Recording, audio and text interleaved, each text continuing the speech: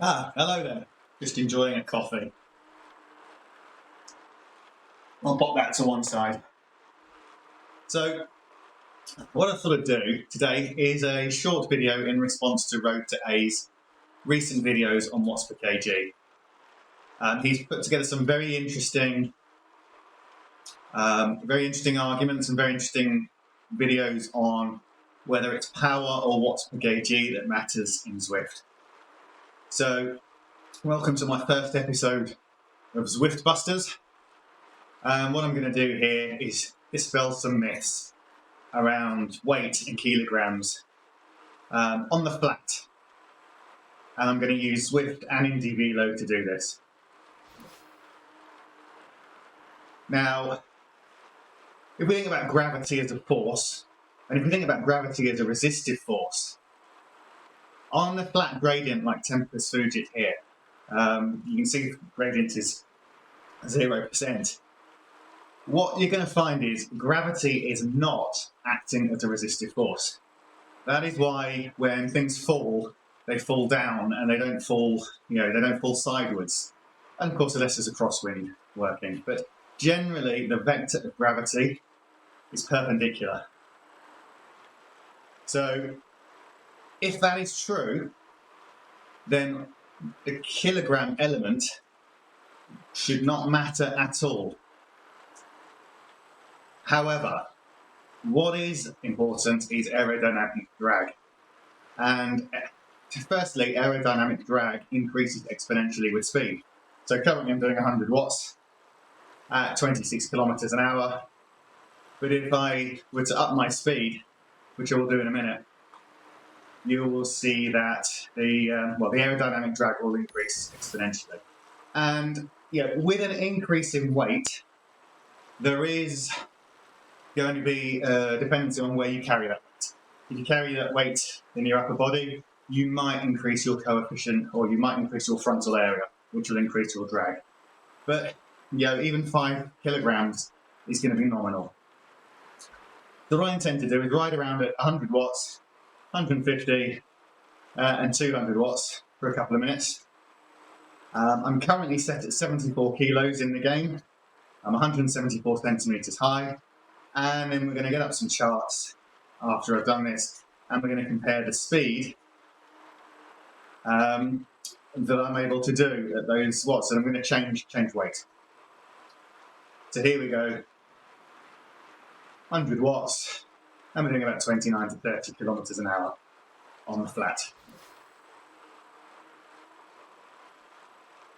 We'll now move this up to 150.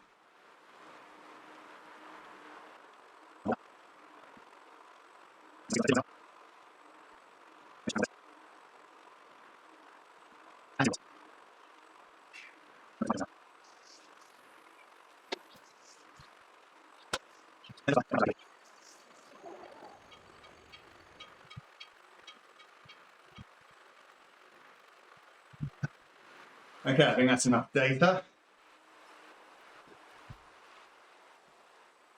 Right. Now what we're going to do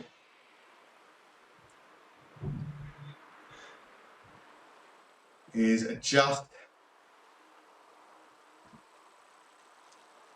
my weight. Let's go 64 kg.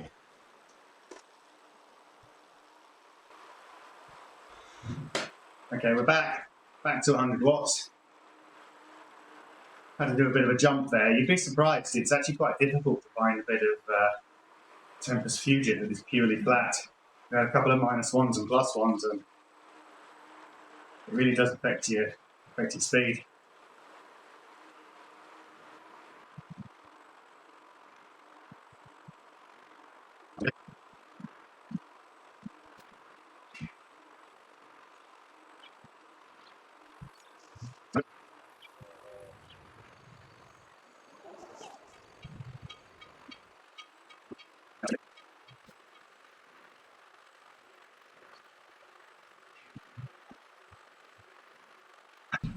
Okay, that's enough of that. Should probably turn the fan on. Okay, we're going to stop there. we'll close down Zwift. That was one ride at 74 kg. The other ride was at 64 kg. Just ramping up through the powers on as flat a segment as I could find. So no component of gravity working. There were a few questions about Indy Velo. So, sorry, TP Velo, Training Peaks, Virtual. So I'm going to close down Zwift. We'll load up Indy Velo and we'll do the same in there.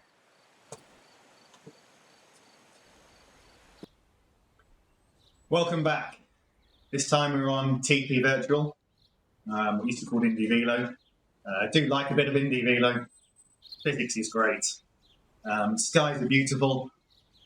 And yeah, it's got a bit more realism to it than Zwift. It's just a shame we've not got many people racing on the platform. I actually, I think I prefer it. This is the flattest course I could find. Obviously, it's the velodrome. Welcome to the velodrome, as they say. Or was that Thunderdome? I don't know. Can't remember. And same again, we're going to do 100 watts, 150, 200, and then FTP. Unfortunately, there is a bit of wind, and there are other riders. I'd have to set up an event and kind of wait for that to be scheduled, mess around a little bit to remove everybody.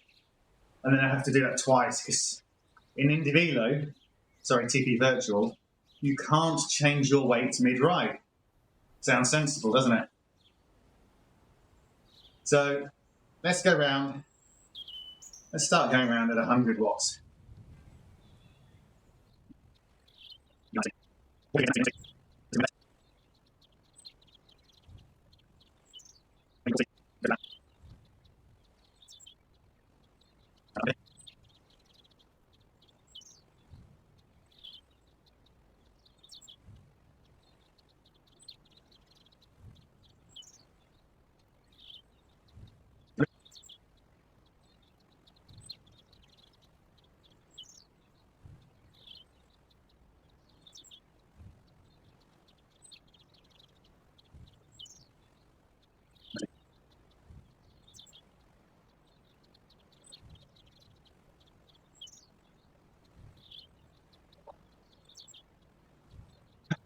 Okay, we're going to exit that, change my weight to 64 kg, and do that again.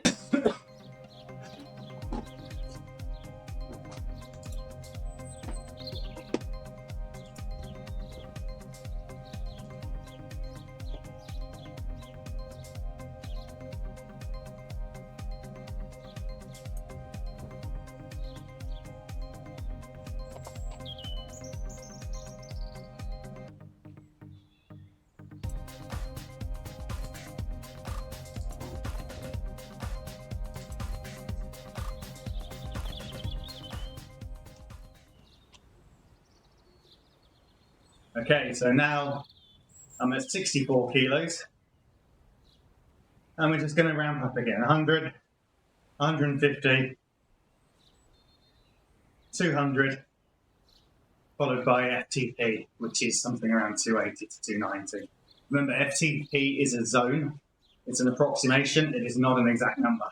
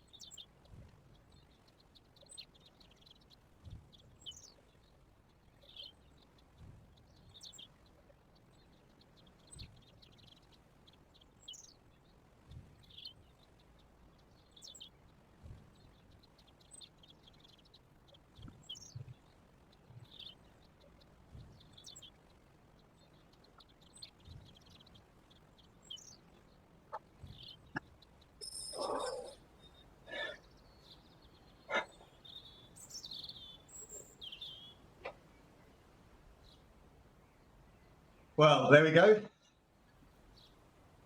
I don't know how scientific that was. There's a lot of variables at play.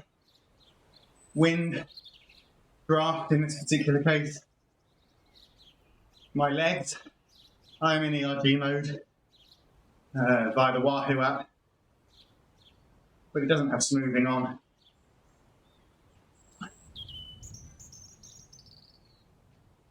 So let's look at some graphs and charts. Put those into Excel. I've kind of done this already, taking the average of the speeds. So at 100 watts, 150 watts, 200 watts, and 280 watts. Now, if we divide that by the weight, a 74 kg rider and a 64 kg rider, you can see that that's a 16% power to weight ratio increase.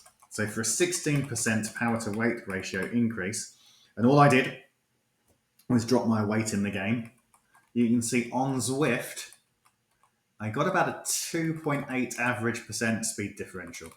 And it was flat really between 100 to 280 watts. So a 2% differential at 100 watts.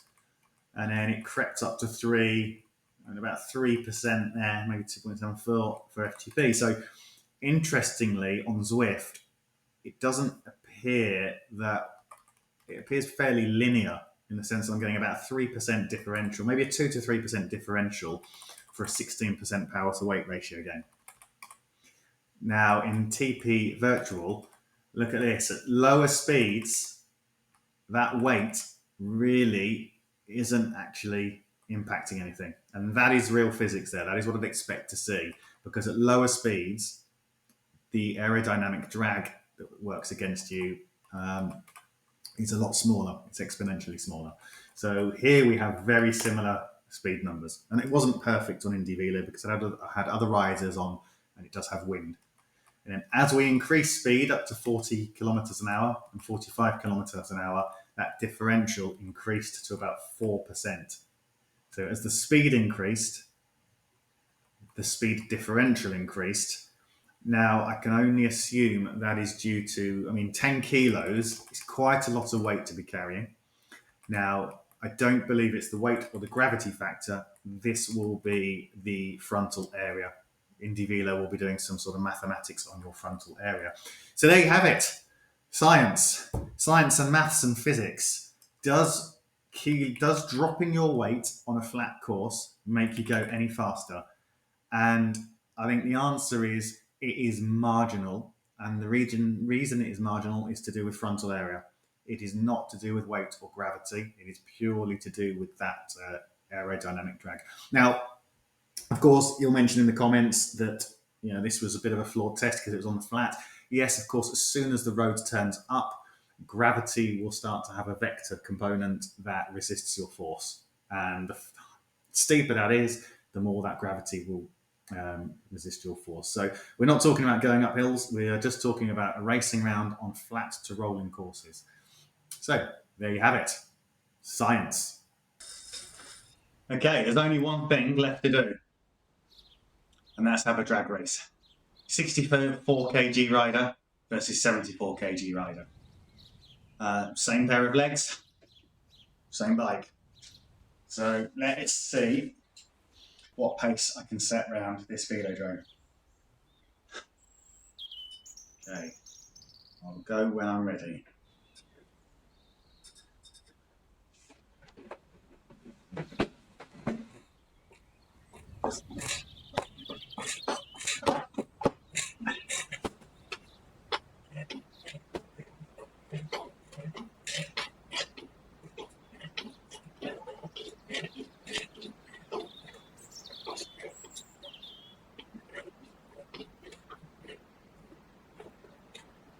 Ah.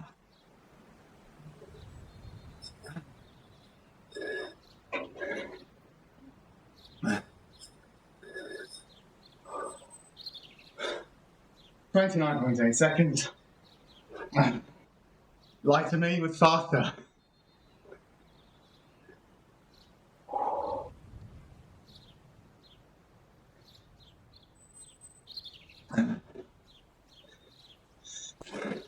Yep, 64 kg version of me was 2 seconds faster. There you have it. Thank you for watching. If you like, please subscribe, and goodbye.